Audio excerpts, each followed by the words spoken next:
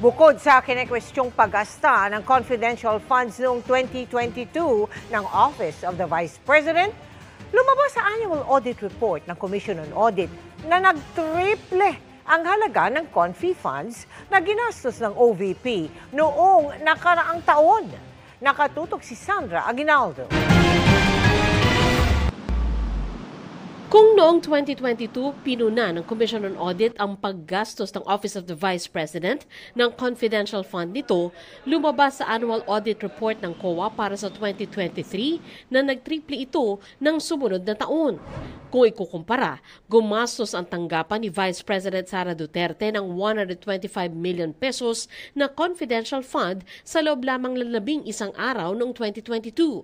Sa sumunod na taon, tumalon ito sa 375 million pesos para sa buong taon ng 2023.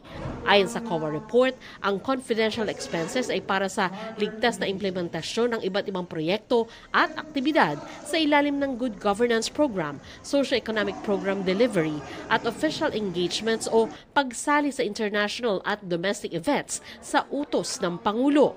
Batay din sa COA report, tumaas ang gasto sa mga biyahe sa loob at labas ng bansa ng Office of the Vice President.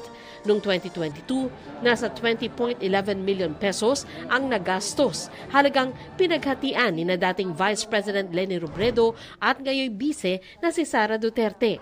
Sa pagsapit ng 2023, kung kailan si VP Sara na ang nakupo sa buong taon, dumoble ang travel expenses sa 42.58 million pesos.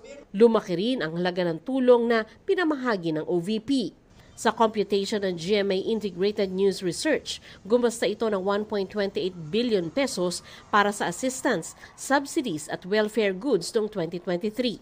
Triple ito ng ginastos noong 2022.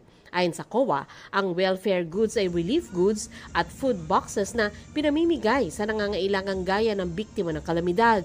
Kabilang sa ginastosan ng OVP ang medical burial assistance, Hospitals for Medical Assistance Program at medical physical examination ng OVP employees and personnel.